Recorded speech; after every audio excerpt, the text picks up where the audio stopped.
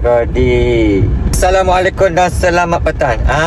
Di sini Audi nak bagi pencerahan lah. Ada customer bising jugalah. Ada kata chassis Audi apa semua. Tak payahlah chassis Audi apa semua.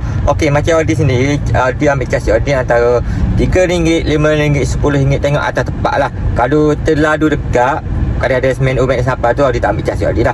Kalau jarak tu jauh, contoh Audi ambil RM10 daripada Tanah Merah, Maceh, Bacok, Topak, yang order kuih apa semua, order kuih dengan kalau dia kata ada chassis Audi lah. Dia beritahu awal-awal ada chassis Audi.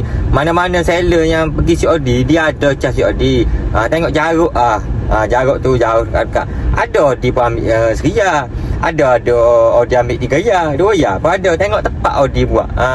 Kalau kira tak berbaloi sebenarnya Audi chassis Audi tu 10 ya kau.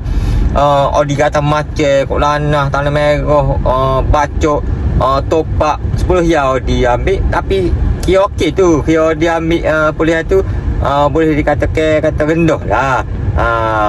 Tapi kena fikirlah sebab apa kita chassis Audi. Mana-mana seller pun dia akan chassis Audi banyak atau sikit. Macam Audi tetap lalu orang kata kita bagi kelonggaran lah.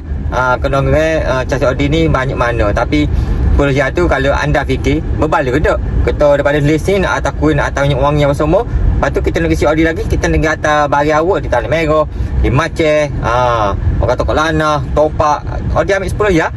Okey lah tu, murah tu. Siap Audi.